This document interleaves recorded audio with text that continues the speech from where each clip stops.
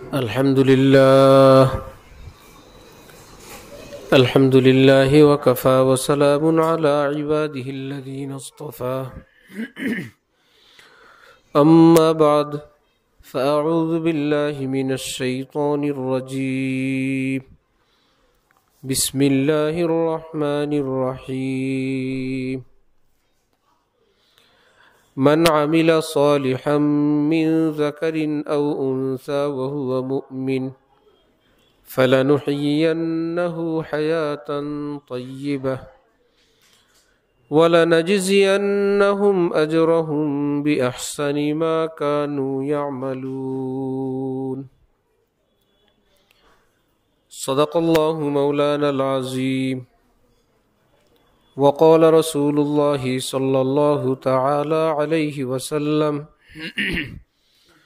يا صفية عم رسول الله ويا فاطمة بنت محمد رسول الله أنقذا أنفسكما عن النار فإني لا أغني عنكما من الله شيئا أنقذا أنفسكما من النار فإني لا أغني عنكما شيء من الله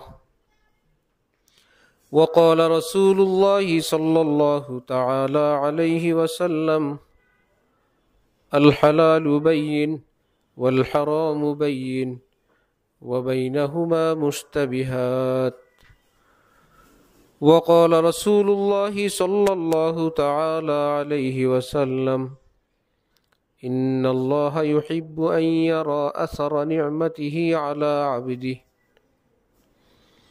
أو كما قال رسول الله صلى الله تعالى عليه وسلم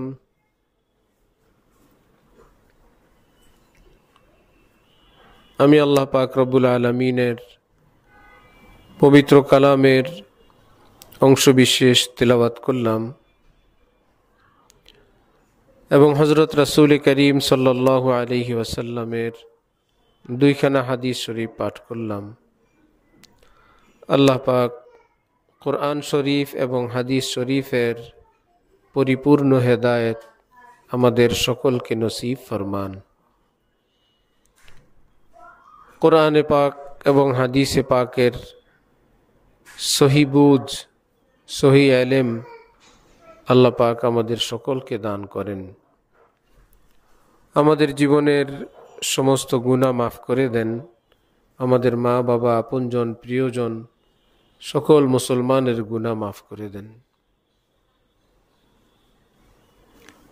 আল্লাহ পাক রব্বুল আলামিন আলিমুল গায়ব, আল্লাহ পাক আলিম, আল্লাহ পাক সামি', আল্লাহ পাক বসির। আল্লাহ পাক পৃথিবীর সব কিছু জানেন, সব কিছু দেখেন, সব কিছু শুনেন। একজন মুমিনের জীবনের যে সমস্ত গুণাবলী, যে সমস্ত আকীদার বিষয়, তার মধ্য থেকে এই বিষয়গুলো খুবই গুরুত্বপূর্ণ।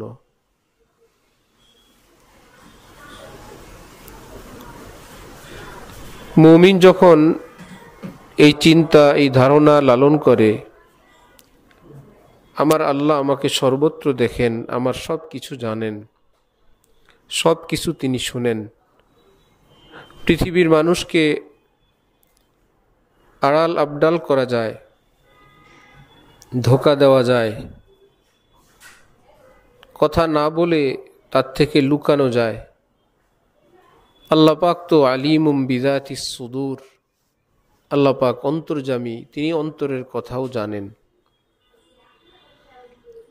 মানুষের যখন এই গুণাবলী থাকে, আল্লাহ পাকের উপর ঈমান থাকে, তাহলে তার দুনিয়ার জীবনও সুন্দর হয়, পরকালও তার সুন্দর হয়। আল্লাহ আমাদেরকে দুনিয়া আখিরাত সুন্দর বানানোর তৌফিক দান করেন। মা বোনদের উদ্দেশ্যে আজকের এই মজলিস, এই জলসা।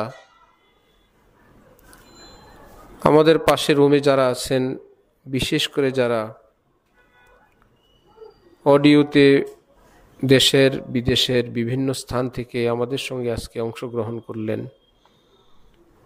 আল্লাহ পাক আমাদেরকে আল্লাহ পাকের জাত, আল্লাহ পাকের সত্তা এবং ইসলামের যে মৌলিক বিষয়াদির ব্যাপারে সহি এবং সঠিক আকীদা রাখা দরকার, আল্লাহ আমাদেরকে সেই রকম সহি আকীদা পোষণ করার তৌফিক দান করেন।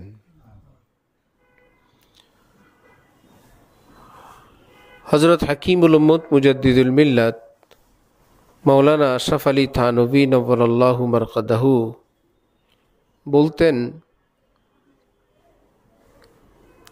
আল্লাহ পাকের কাছে জান্নাত চাওয়ার হিম্মত আমি আশরাফ আলীর নেই। আমি আল্লাহ পাককে বলবো, আল্লাহ আমাকে জান্নাত দেন। আমি নিজের ভুল বিচ্যুতি, আমার অপরাধ, আমার গুনাহ, এই ভয়ে আমি জান্নাত চাইব, এই সাহস করতে পারি না। কিন্তু আমি জাহান্নামে জ্বলব, এই হিম্মত, এই সাহসও আমার নেই।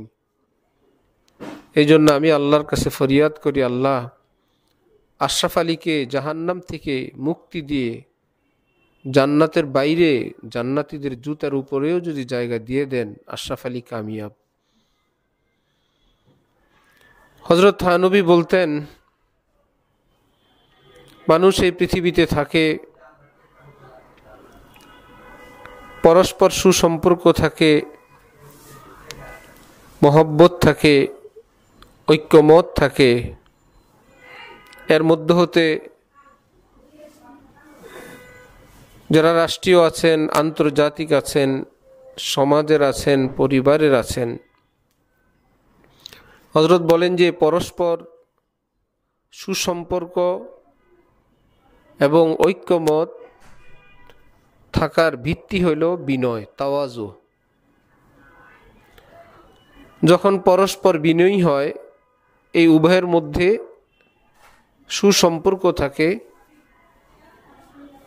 আর যখন পরস্পরের মধ্যে, সকলের মধ্যে অহংকার থাকে, আত্মম্ভরিতা থাকে, হযরত থানভীর মতন পৃথিবী বিখ্যাত আলেম মুহাদ্দিস তিনি বলেন, অহংকারীদের ঐক্য কখনো হয় না।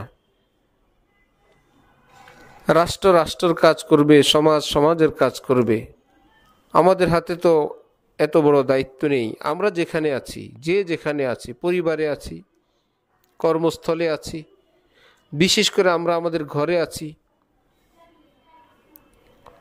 সদস্যরা যদি বিনয়ী হয়, হযরত থানভীর আরেক তালিম, বড় কেউ যখন ছোট কাউকে দেখবে, এই বিবেচনায় তাকে সম্মান করবে, তার বয়স যেমন কম,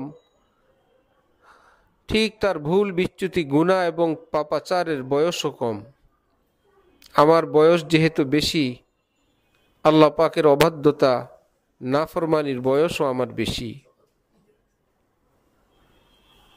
বিপরীতে যখন ছোট মানুষ তার বড়কে দেখবে, তখন আবার এই কথা মনে করবে, এই ব্যক্তির বয়স বেশি, তো তার ঈমানের বয়সও বেশি। আমার বয়স কম, আমার ঈমানের বয়সও কম। হাজার লক্ষ কোটি আমলের চেয়ে ঈমানের মূল্য, ঈমানের মর্যাদা এত বেশি যে একজন মুমিনের ঈমানকে এক পাল্লায় রাখলে, হাজার ও লাখ কোটি আমল অপর পাল্লায় রাখলে ঈমানের পাল্লা সেখানে ভারী হয়ে যাবে। যেহেতু সিনিয়র মুরব্বী যিনি, তার ঈমানদার তিনি, তার ঈমান এতদিনের ঈমান, সুতরাং বড় আমলওয়ালা তিনি দীর্ঘদিন থেকে।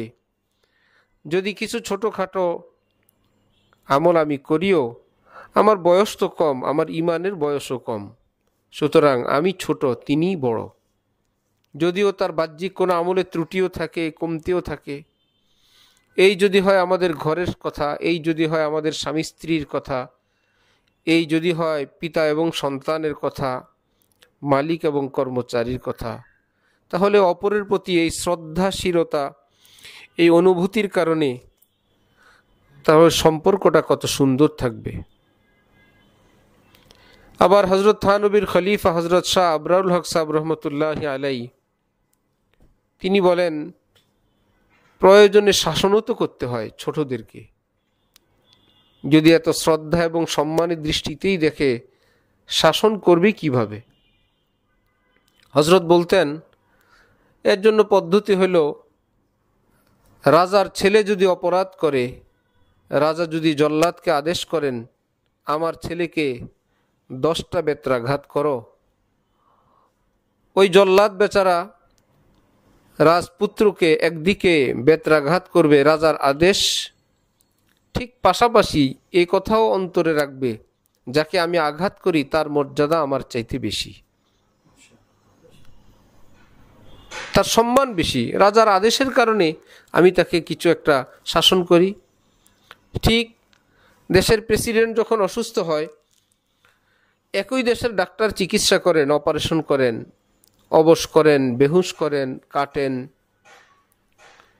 যখন করেন তখন সে ডাক্তার জানে আমি যাকে এভাবে আমার ইচ্ছা মতন ইঞ্জেকশন দিচ্ছি, অবশ বেহুশ করছি, অপারেশন করতেছি, আমার চেয়ে তার মূল্য অনেক বেশি, প্রয়োজনের খাতিরে আমি তার সাথে এটা করছি। এর অর্থ এই নয় আমি এখন মহামূল্যবান, আমি অনেক দামি। ঠিক সন্তান হোক, ছোট যেই হোক, তাকে যদি শরীয়তসম্মতভাবে রাগ ধমক শাসন করতে হয়, অন্তরের মধ্যে ঈমানি চেতনা যদি সাথে থাকে, প্রয়োজনের খাতিরে আমি তার অপারেশন করছি, আমি তাকে শাসন করছি, কিন্তু আল্লাহ পাকের কাছে তার দাম বেশি। নিজের সন্তানের মালিক না, স্বামী তার স্ত্রীর মালিক না। এ তো এই পৃথিবীতে আল্লাহ পাকের সকলেই বান্দা, সকলেই বান্দি। এই পৃথিবীতে সুন্দর সুসম্পর্ক বজায় রেখে সুশৃঙ্খল এক জীবনযাপনের জন্য আল্লাহ পাক স্বামী এবং স্ত্রীকে একত্রিত করে দেন, সন্তানকে পৃথিবীতে পাঠান। সন্তানের মালিক তো আল্লাহ, এটা আল্লাহ পাকের আমানত। এই আমানতের উপর কোনো প্রকার ভুল বিচ্যুতি হলে সন্তান হিসেবে সে কিছু বলল না, সে কিছু করল না, কিন্তু তার মালিক যে সে মহান আল্লাহ, তার দরবারে তো আমি আপনি আসামি হব। এই জন্য সন্তানকে শাসন করা হোক, সন্তানকে শব্দচয়ন যে কোনো শব্দ দিয়ে শাসন করা, এই অর্থে এটা আমার সন্তান, আমি যে কোনো ভাষাই বলবো, এটা আমার আপনার নিজের আমলের জন্য ভীষণ ক্ষতিকর। গোসা, রাগ, বিরক্তি এটা থাকবে। আল্লাহ পাক ওয়াল কাযিমিন আল গাইজ ওয়াল আফিনা আনিন নাস, তিনি বলেন যারা আমার আপনজন তাদের ভিতরে আমি গোসা দিয়েছি, প্রয়োজনে এই গোসাকে ব্যবহার করবে, কিন্তু অপাত্রে তারা এটাকে সংবরণ করবে, তারাকে কন্ট্রোল করবে। কাযিমিন আল গাইজ ওয়াল আফিনা আনিন নাস, এবং তারা যেখানে ক্ষমা করা দরকার ক্ষমা করে দিবে। সবটা বিষয়ে স্বামী স্ত্রী বা সন্তানের জন্য সবটা বিষয় চুলচেরা ব্যাখ্যা করার অভ্যাস না রাখা চাই। সবটা বিষয়ের আদ্যপান্ত বিস্তারিত যেটা শাসনের জন্য যতটুকুন প্রয়োজন ওইটুকুন কথাই বলা। হযরত ইউসুফ আলাইহিস সালাম সূরা ইউসুফের মধ্যে আল্লাহ পাক ইরশাদ করেন, তার ভাইরা যখন তাকে কূপে ফেলল, বাবা জিজ্ঞাসা করলেন, তখন ছেলেরা হযরত ইউসুফের অক্ষত জামা, রক্তাক্ত আবার পাশাপাশি অক্ষত জামা দেখায় বলল, বাবা ইউসুফকে তো বাঘে খেয়ে ফেলল। হযরত ইয়াকুব নবী তিনি দেখলেন যে যেই জামা পরিহিত অবস্থায় কাউকে বাঘ আক্রমণ করে সেই জামা তো ছেঁড়া থাকা দরকার, এই জামাটা তো ছেঁড়া নাই, নিশ্চয় আমার ছেলেদের এখানে কোনো কারসাজি আছে, কোনো ভুল বিচ্যুতি আছে। যারা এই রকম কঠিন কথা বলতে পারে, আমি তাদের সঙ্গে যদি কথা বাড়াই ভুল কথা আরও বলবে, আরও কথা পেঁচাবে, তো সন্তান তো আমারই, একটা থেকে বাঁচার জন্য আরও 10টা ভুল করবে।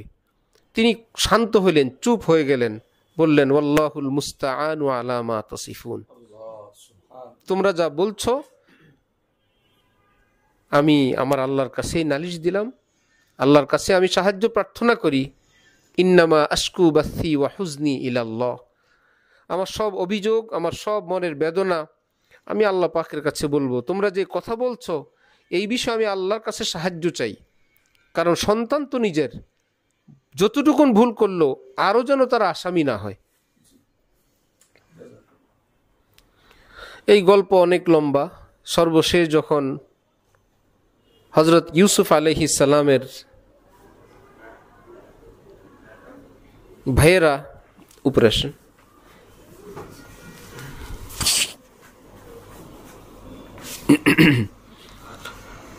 আসেন, এখানে এসে যান। আল্লাহ, আরো কেউ আছে? আসেন, উপরে আসেন। সর্বশেষ যখন হজরত ইউসুফ আলাইহিস সালামের ভাইয়েরা তওবা করলেন তখন, এবং হজরত ইয়াকুবও বলছেন ঠিক আছে, আমি আল্লাহ পাকের নিকট তোমাদের জন্য ক্ষমা চাইব। সেই সন্তানের জন্য ক্ষমা চাইলেন। এবং তাফসীরে আছে তারা শেষ জীবনে অত্যন্ত সৎ এবং অত্যন্ত নেককার হয়ে গেছিলেন। যেই ভাইয়েরা হজরত ইউসুফকে কূপে ফেললো, সেই ভাইয়েরাই শেষ জীবনে তওবা করে সৎ জীবন, সুন্দর জীবন যাপন করলেন। কিন্তু পিতা শুরু জীবনে যখন তারা ভয়ঙ্কর জালেম, কঠিন জুলুম করলো, নিজের আপন ভাইকে কূপে ফেললো, তখন সে বাবার কাছে অভিযোগ করার পর বাবা যখন অনুভব করলেন আমার ছেলের একটা ভুল করলো, আরও যেন ভুল না করে, তিনি থেমে গেলেন। আমাদের সন্তানদেরকে আল্লাহ পাক সৎ নেককার হওয়ার তৌফিক দান করেন। যদি কখনো ভুল করেই ফেললো, সেই মা বাবার উচিত এমন সতর্কতা অবলম্বন করা, এমন সাবধানতা অবলম্বন করা, আর একটু ভুল যেন সামনে না হয়। আমাদের শায়েখ, আমাদের উস্তাদ, এই দেশের বরং পুরা পৃথিবীর একজন বিখ্যাত আলেম আল্লাহওয়ালা আরিফ বিল্লাহ হজরত মাওলানা শাহ আব্দুল মতিন বিন হুসাইন সাহেব দামাত বারাকাতুহুম হঠাৎ একদিন নিজের ব্যক্তিগত খাস কামরায় বললেন, আমি আমার সন্তানকে কোনো কাজের সরাসরি আদেশ করি না। এই ভয়ে ছোট মানুষ যদি মানতে না পারল, তা আমার বাচ্চার আমলনামায় এই কথা উঠবে, বাবার আদেশ অমান্যকারী।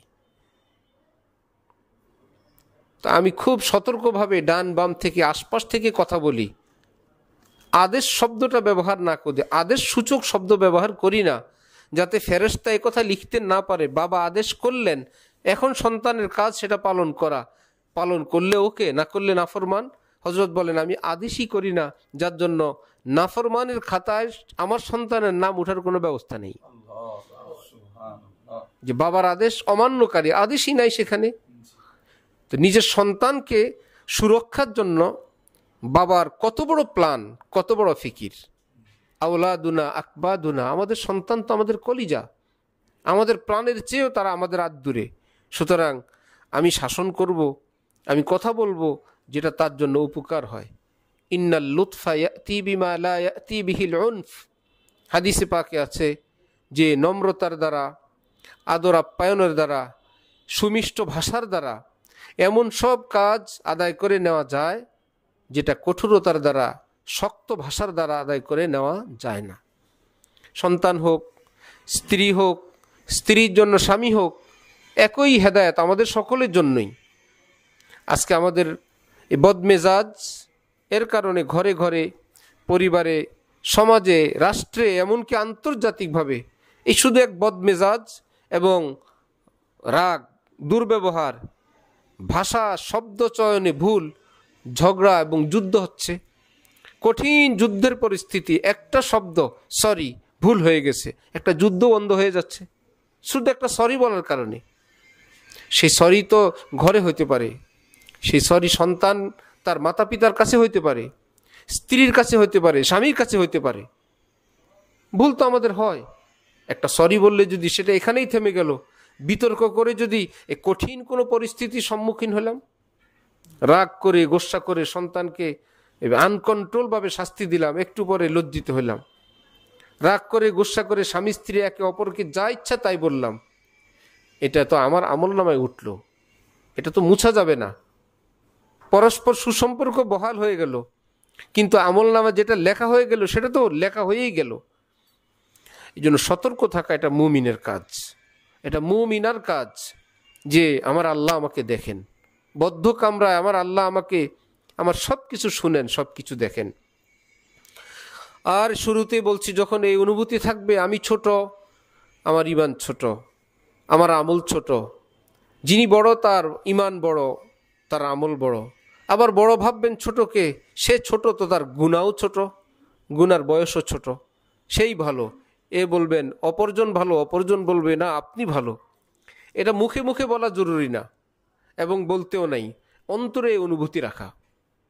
সে ঘর যদি এমন হয় সবাই সবাইকে মহব্বত করে, সবাই সবাইকে সম্মানের দৃষ্টিতে দেখে, ভুল বিচ্যুত হয়ে গেলে আর ভুল না হয়, সকলে মিলে সেটাকে অত্যন্ত প্রোগ্রাম করে, মহব্বত করে, চোখের পানি দিয়ে, ভালোবাসা দিয়ে সেটা থেকে ফেরানোর চেষ্টা করে, ইনশাআল্লাহ আমাদের সমাজ এখনও আল্লাহ পাক আমাদের মধ্যে যেই সামাজিক বন্ধন, পারিবারিক বন্ধন, স্বামী স্ত্রী, পিতামাতার সম্পর্ক এই পৃথিবীতে এটা বিরল।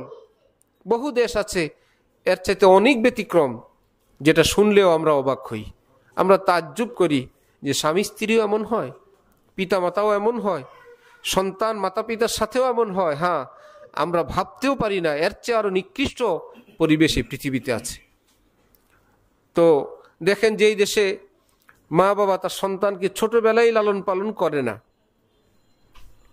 নিজে স্বাধীনভাবে ঘুরে বেড়ায়, বড় হলে কি হয়, সেই সন্তান আবার মা বাবাকে ওই রকম, মা বাবা যেরকম ছোটবেলায় লালন পালনের জন্য অন্যের হাতে হস্তান্তর করলো, বয়সকালে আবার সন্তান মা বাবাকে অন্যের হাতে হস্তান্তর করে দিল। রব্বির হামহুমা কামা রব্বায়ানি সগীরার সঙ্গে কিছুটা মিল হয়ে গেল। আল্লাহ ছোটবেলা আমাকে যেভাবে লালন পালন করলো সেভাবে তুমি তাদেরকে লালন পালন করো। আল্লাহ একে এই কর্মচারী দিয়ে আমাকে লালন পালন করাইছিল, সুতরাং এই কর্মচারী দিয়ে মা বাবাকেও লালন পালন করায়, আর আমরা বুকে পিঠে নিয়ে রাখি। আমাদের মুসলিম সমাজের সন্তানরাও মা বাবাকে বুকে পিঠে নিয়েই মৃত্যু পর্যন্ত রাখে, যেটা আমার মা আমার জান্নাত, আমার বাবা আমার জান্নাত। রেজার রব্বি ফি রেজাল ওয়ালিদ, পিতামাতা সন্তুষ্ট তো আল্লাহ পাক সন্তুষ্ট। সাখাতুর রব্বি ফি সাখাতিল ওয়ালিদ, আল্লাহ পিতামাতা অসন্তুষ্ট তো আমার আল্লাহ অসন্তুষ্ট। মুমিনের, মুসলিম সমাজের মধ্যে এই যে দ্বীনি কালচার, এটা বড় সম্মানের, এটা বড় মর্যাদার, এটা বড় নিরাপদের। এই জন্য আমরা আমাদের যে সমাজ ব্যবস্থা, হাজার ভুল বিচ্যুতি এখানে ঢুকে গেছে, তারপরেও যা আছে এর কদর করি, এটাকে মূল্যায়ন করি, এবং নিজের সন্তান, নিজের স্ত্রী, নিজের স্বামী, যে যে মনে করবে আল্লাহ আমাকে দ্বীনের একটু বুঝ বেশি দিলেন, তার দায়িত্ব বেশি। সে সন্তান হইতে পারে, এমন হইতে পারে পরিবারে দ্বীনি বুঝ ছেলেটার বেশি, মেয়েটার বেশি, হইতে পারে স্ত্রীর বেশি, হইতে পারে স্বামীর বেশি। সে অহংকার করবে না, গর্ব করবে না, এটাকে ছড়ায় দিবে অত্যন্ত শক্ত ফতোয়ার আকারে না, এটা হারাম, এটা নাজায়েজ, এটা কুফরি, এটা শিরকি, এমন ভাষায় না, মহব্বতের ভাষায়, ভালোবাসা এবং মহব্বত দ্বারা অন্যদেরকে দ্বীনের দিকে আকৃষ্ট করার চেষ্টা করবে। আর সে শুধু ফতোয়া দিলে হবে না, মাসআলা বললে হবে না, এর চাইতে বড় ফতোয়া দায়িত্ব হইল নিজের সেই সুন্দর আখলাক তাদেরকে উপহার দিবে, সুন্দর ভাষা তাদেরকে উপহার দিবে, যেন তারা অবাক হয় যে আমার এমন ভুলের পরে তার এই আচরণ। तसद्दुक़ अपने खुदा पे जाऊं ये प्यार आता है मुझको इंशा इधर से है गुनाह पैहम उधर से दम बदम एनायत है। এক কবি ছিলেন, তার ছদ্মনাম ছিল ইনশা। তিনি বলছিলেন যে আমার আল্লাহর আচরণ দেখলে আমার ইচ্ছে করে প্রতি মুহূর্তে আমার জীবনকে আমি আল্লাহর উপর উৎসর্গ করি। এত ভালো আমার আল্লাহ, আমি আল্লাহর জন্য জমিন থেকে আল্লাহর জন্য পাঠাই কতগুলো গুনাহ, নাফরমানি, অবাধ্যতা, আমি অহরহ এই করি, এটাই আমি তার কাছে পাঠাই। আর আসমান থেকে তিনি আমার জন্য শুধু নেয়ামত আর নেয়ামত পাঠান। আমি কি দেই, তিনি কি দেন, অথচ আমি তার কবজায়, আমি তার হুকুমে।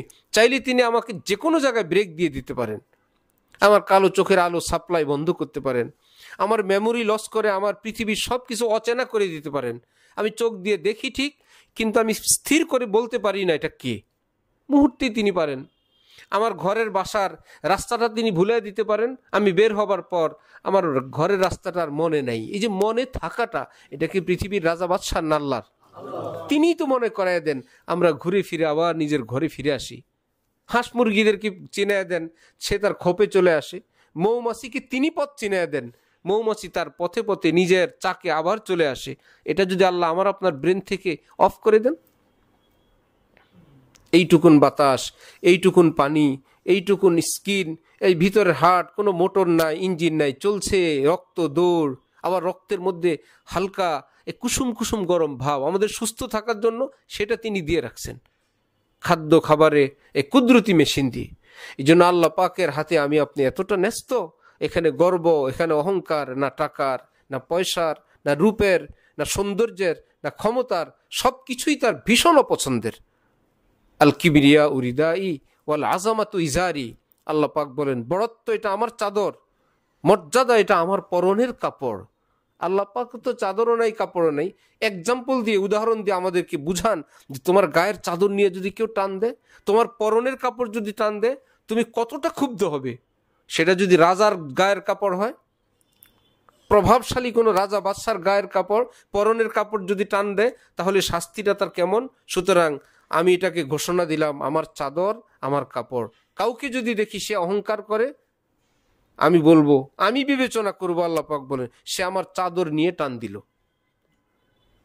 আমার একচ্ছত্র চাদর এই নিয়ে তুমি টান দিলা, আমি তোমার গর্দান উড়ে কসমতু ওয়া কাযাফতুহু ফিন্নার, আমি তার গর্দান উড়ে দিই, আমি তাকে জাহান্নামে নিক্ষেপ করি। এই জন্য কোনো কিছুরই অহংকার নাই। ছাই যদি আকাশে উড়ে, ছাইয়ের কি কর্তৃত্ব, এটা বাতাসের পাওয়ার। বাতাস তাকে আকাশে ঊর্ধ্বে উঠাইলো, ছাই যদি সেখানে উঠে বলে আমি এত উপরে, হ্যাঁ উপরে ঠিক, এ কথা মনে রাখা বাতাসের বরকতে। বাতাস যদি বিপরীত চলে, এক মুহূর্তে আমি আছড়ে পড়বো আবার জমিনে, এটা আমার পাওয়ার না। সুতরাং যে কর্তৃত্ব আমার, আজকে আমার রূপ, আমার লাবণ্য, আমার যোগ্যতা, আমার অর্থকড়ি, আমার ক্ষমতা, মুমিনের উচিত সব সময় শুকর আদায় করা। আল্লাহ আপনার দান, আল্লাহ আপনার দান, আপনি দিয়ে রাখছেন, আপনি নিয়ে গেলে আমি তো সেই পাপিষ্ট। আপনি তৌফিক দেন তো সেজদা করি, আপনি তৌফিক দেন আমি আপনার জন্য কান্না করি, আমি চোখের পানি ফেলি, এই চোখের পানিও তো আপনার, আপনি দিয়ে রাখছেন। আমি একটু চাইলে এই পানিটা ঢেউ তরঙ্গ হয়ে এখানে আসে। আবার আপনি বললেন কারো চোখের কোনায় পানি দেখলে আমি আল্লাহর এত মায়া লাগে, আমি তার জন্য জাহান্নামকে হারাম করে দিই। সব ব্যবস্থাই আপনি করে দিলেন, চোখের পানি ভিতরে দিয়ে আবার কান্নার তৌফিক দিলেন।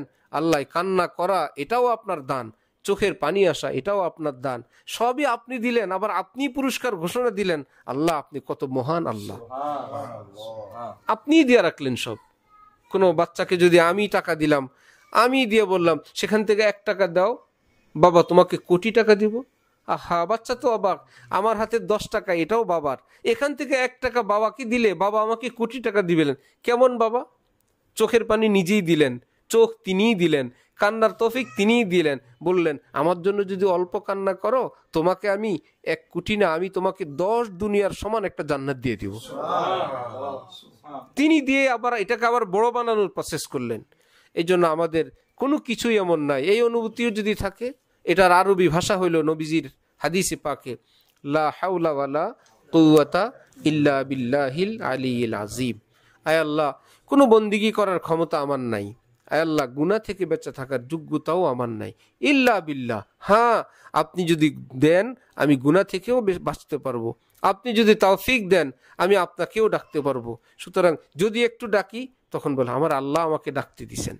যদি একটু গুনাহ থেকে বেঁচে থাকি, আমার আল্লাহ আমাকে গুনাহ থেকে বাঁচার তৌফিক দিছেন। আমি শুধু চেষ্টা করি, আমি গাছ বপন করি, এটা আমার কাজ, আমি পানি দেই আমার কাজ, আমি বেড়া দেই, সার দেই আমার কাজ।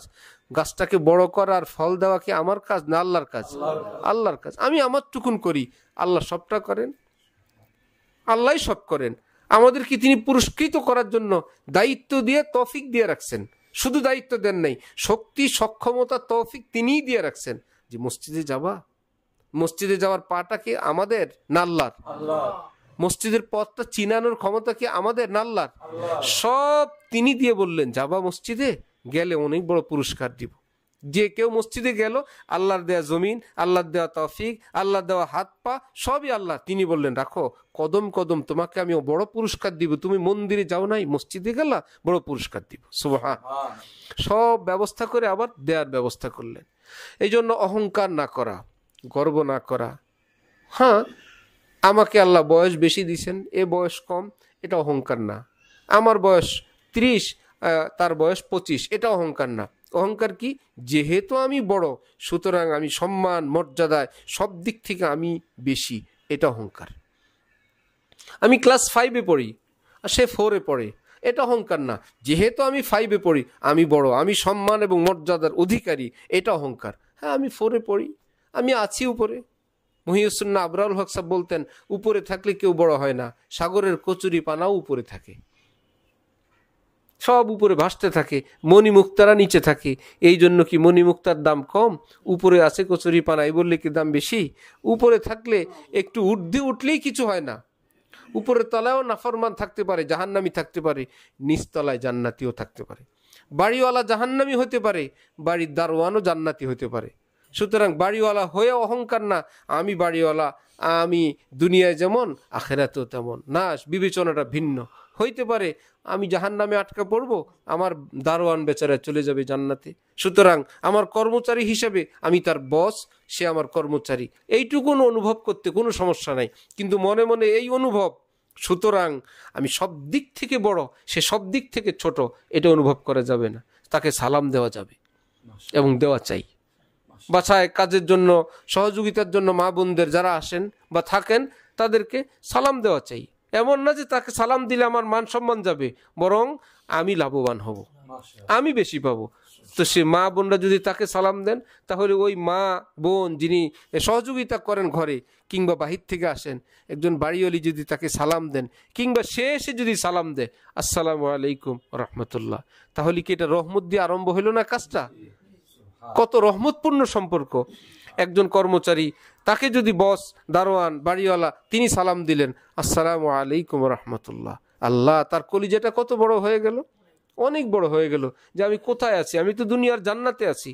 নবীজি এমনই করতেন, তিনি সকলের আগে সালাম দিতেন। তার চেয়ে বড় পৃথিবীতে কেউ নেই, সব ছোট, কিন্তু সালাম দিতেন তিনি। এই জন্য মা বোনরা নিজেরা একে অপরকে যে যাকে পারেন সালাম দিবেন। পুরুষরা ছোট বড় একে অপরকে সালাম দিবেন। পরিবারের মধ্যে সবাই, ছোটরা বড়রা, বাবা ভাই বোন স্বামী স্ত্রী, সালামের প্রচলন করা চাই।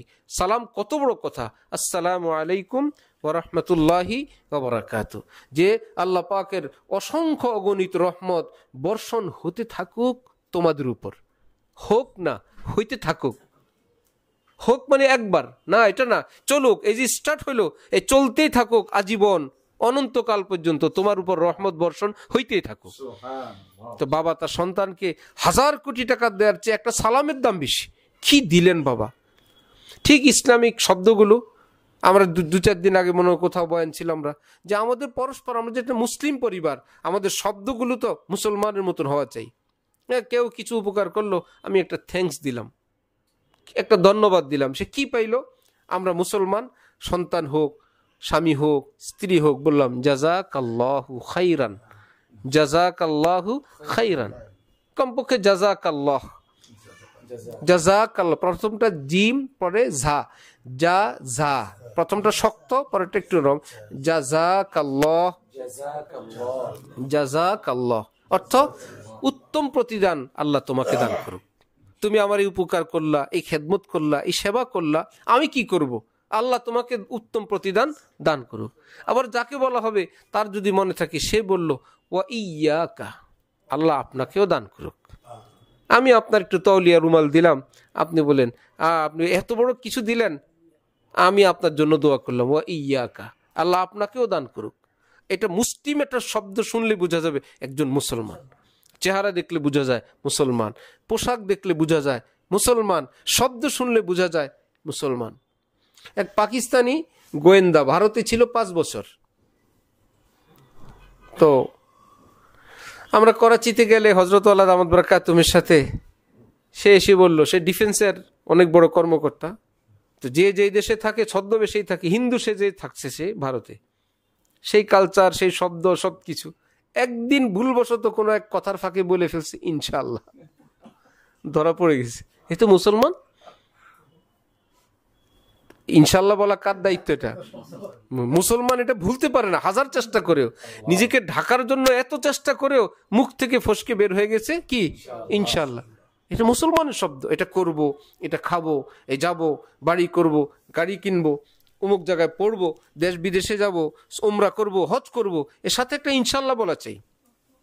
ইনশাআল্লাহ চেষ্টা করবো, ইনশাআল্লাহ, ইনশাআল্লাহ। ভালো কিছু হয়তো আলহামদুলিল্লাহ, দুর্ঘটনা হয়তো কি ইন্না লিল্লাহ, অবাক হওয়ার বিষয় তো সুবহানাল্লাহ, এগুলো এমন এমন শব্দ, এমন এমন পুরস্কার, একদম খুব ছোট্ট আমল, খুব ছোট আমল, কিন্তু পুরস্কার এত বড়।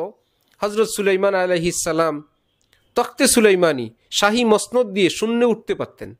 হাওয়াকে আদেশ করতে পারেন, হাওয়া ওনার অধীন, জিন জাতি ওনার অধীন। শূন্যের মধ্যে একদিন আদেশ করলেন বাতাসকে, এই বরাবর জমিনে কে আছে নিয়ে আসো। বয়স্ক একজন লোককে শূন্যের মধ্যে নিয়ে যাওয়া হলো। তিনি জিজ্ঞাসা করলেন, আপনি কিছুক্ষণ আগে কি বলছিলেন? বললেন, আমি কিছু বলি নাই, কিছু করি নাই। দীর্ঘ সময় পর বললেন, আমি শুধু এইটুকুন বলছি বাবা, যে সুবহান আল্লাহ, দাউদ নবীর ছেলে সুলাইমানকে আল্লাহ কত ক্ষমতা দিলেন, তিনি শূন্যে উঠতে পারেন। হযরত সুলাইমান নবী তখন বলছিলেন, আমি তো এটাই জানতে চাই আপনি কি বলছিলেন? সুবহান আল্লাহ বলছিলেন না? আপনার সুবহান আল্লাহর ধাক্কায় আমার মসনদ কাঁপতেছিল। জমিন থেকে সেটা আসমানের দিক যাওয়ার সময় আমার মসনদ কাঁপায় চলে গেছে। আমার লক্ষ লক্ষ মসনদের চেয়ে আপনার একবার সুবহান আল্লাহর দাম অনেক বেশি। চুপ করে বসেই থাকলাম, তো বসাই হলো। এক ফাঁকে মনে হোক উচ্চারণ করে সুবহান আল্লাহ। একটা শব্দ বললাম, আলহামদুলিল্লাহ। পুরা 30 পারা কোরআনের প্রথম শব্দ কি? আলহামদু। সমস্ত প্রশংসা আল্লাহর। এই সমস্ত মানে কি? সমস্ত মানে কি? আমরা আজকে হযরত আদম থেকে এই পর্যন্ত কিয়ামত পর্যন্ত মানব জাতির, জিন জাতির, পৃথিবীর সমস্ত মাখলুকাতের যত রকমের যত প্রশংসা, সবটাকে এক প্যাকেটের মধ্যে আল্লাহ পাক বললেন আলহামদুলিল্লাহ। এই সমস্ত প্রশংসা মানে কি? আমার সমস্ত প্রশংসা। সে বাবা আদম থেকে নিয়ে শেষ মানুষ পর্যন্ত, জিন, সমস্ত মাখলুকাত আল্লাহ পাকে যত প্রশংসা করতে পারে, এক বান্দা ছোট্ট একটা শব্দ দিয়ে বলল কি? আলহামদুলিল্লাহ। সব প্রশংসা আপনার। আল্লাহ খুশিও এত হন যে কিয়ামতের দিন মানুষের আমল ওজন করার যে পাল্লা, যার মধ্যে 7 আসমান জমিন সবটাকে এক পাল্লায় রাখা যায়, এত বড় পাল্লা, সেই পাল্লাকে নেকি দ্বারা ভরপুর করে দিয়ে দেন। একবার আলহামদুলিল্লাহ বললেন। খাওয়ার পর একটু ভালো লাগলো, আলহামদুলিল্লাহ। আলহামদুলিল্লাহ, খুব মজা হইলো। পানি পান করলাম, খাবারের পরে দোয়া পড়লাম, খাবারের মধ্যখানে আলহামদুলিল্লাহ বললাম। আল্লাহও খুশি হইলেন, যিনি ব্যবস্থা করলেন তিনিও খুশি হইলেন যে আমার রান্না, আমার আয়োজন মেহমানদের জন্য, খানেওয়ালাদের জন্য বড় পছন্দের, তারা বড় শুকুরগুজার, তারা খেয়ে খুবই আনন্দ প্রকাশ করলেন, তারাও খুশি হয়ে গেলেন, আল্লাহ পাকও খুশি হয়ে গেলেন। এই জন্য এই কালচার ইংরেজওয়ালাদের সঙ্গে যোগ না দেওয়া। ইংরেজওয়ালাদের সঙ্গে যোগ দিলে মাথা থেকে পা পর্যন্ত সেটা যেমন যাবে, পোশাক যাবে, দিন যাবে, ইমান যাবে, কান যাবে, চোখ যাবে, জবান যাবে। এই জন্য বর্ডার যখন অরক্ষিত হয়ে যায়, ক্যাপিটাল রাজধানীও সেখানে অনিরাপদ হয়ে যায়। যে কোনো বর্ডার দিয়ে দুশ্মন প্রবেশ করবে। ইমান আল্লাহ আমাদের বুকে রাখছেন, চতুর্দিক থেকে বর্ডার রাখছেন, যে বর্ডার হেফাজত করো, ইমানের বাড়িতে যেন আক্রমণ আসতে না পারে। জবান একটা বর্ডার, কান একটা বর্ডার, চোখ একটা বর্ডার, স্কিন একটা বর্ডার। আল্লাহ পাক বলেন কোনো পথে যাতে দুশ্মন আসতে না পারে ইমান। আর যদি বর্ডার ওপেন করে দাও, যে জবানের রাস্তা খোলা, কান চোখের রাস্তা খোলা, তাহলে যে কোনো দিক থেকে আক্রমণ শুধু এই জায়গায় বর্ডারে হামলা হবে না, এই পথে ইমানের উপর হামলা করবে। এই জন্য এমন নিশ্চিত না হই যে ইমান ঠিক আছে, পোশাকটা ইহুদিদের মতন, ইমান ঠিক আছে, আমাদের ঘরটা খ্রিস্টানের মতন, ইমান ঠিক আছে, আমাদের ছেলে মেয়েদের পোশাক আশাক কালচার, এরা একটু বড় লোক পয়সাওয়ালা, এই জন্য এমন না। ইমান ঠিক না, ইমান অনিরাপদ হয়ে গেল। আমি আপনি আজকে জীবিত, আমাদের সামনেই যদি বাচ্চারা এমন হয়, যেদিন আমি আপনি দুনিয়ায় থাকবো না, তাদের জন্য আজকে যে ফাউন্ডেশন দিয়ে যাচ্ছি, তারা সেদিন কি হবে, সেই দিনের কালচার কি হবে। এই জন্য যত সম্ভব নিজের স্ত্রী, নিজের সন্তান, নিজের আপনজন প্রিয়জনকে দিনমুখী রাখার চেষ্টা করি। দিন শিখায়, ফরজ পরিমাণ দিন শিখি, সন্তানকে দিন শিখানোর চেষ্টা করি, এবং নিজের মধ্যে তাওয়াজু এবং বিনয় লালন করি। ইসলামিক শব্দ যেগুলো সেটাও ব্যবহার করি। হক্কানি আলেম, আল্লাহওয়ালা, তাদের বয়ান, তাদের শিক্ষা দীক্ষা, তাদের সঙ্গে যতভাবে জোড়া যায় পুরাই লাভ। পদ্মা নদীর সঙ্গে জোড়া যে খাল, ওই খালে মাছ আসে কোত্থেকে? মেঘনা থেকে না পদ্মা থেকে? আর যদি ময়লা খালের সঙ্গে আপনার খাল যোগ দেওয়া থাকে, যাই আসে ওই খালের ময়লাই আসবে। জি, দুনিয়াওয়ালাদের সঙ্গে সম্পর্ক রাখবেন, দুনিয়ার খবর পাবেন, আরেকটা ফ্যাক্টরির খবর পাবেন, আরেকটা ফার্নিচারের খবর পাবেন, 2-4-10টা ডিনার সেটের খবর পাবেন, আরেকটা মার্কেটের খবর পাবেন। ওকে, খুব ঠিক আছে। দিনওয়ালার সঙ্গে সম্পর্ক রাখবেন, একটা ভালো মাদ্রাসার খবর পাবেন, হক্কানি একজন আল্লাহওয়ালার খবর পাবেন, একটা সুবহান আল্লাহ আলহামদুলিল্লাহর খবর পাবেন, একটু চোখের পানি ঝরানোর দৃশ্য দেখবেন। এই দৃশ্য কি আমাদের জন্য অনেক দামি জিনিস না? আল্লাহ আমাদেরকে, যারা শ্রোতামণ্ডলী আছেন কাছে দূরে, সকলকে আল্লাহর পছন্দের জীবন অর্জন করার তৌফিক দান করেন। ওয়া আখিরু দাওয়ানা আনিল হামদুলিল্লাহি রাব্বিল আলামিন।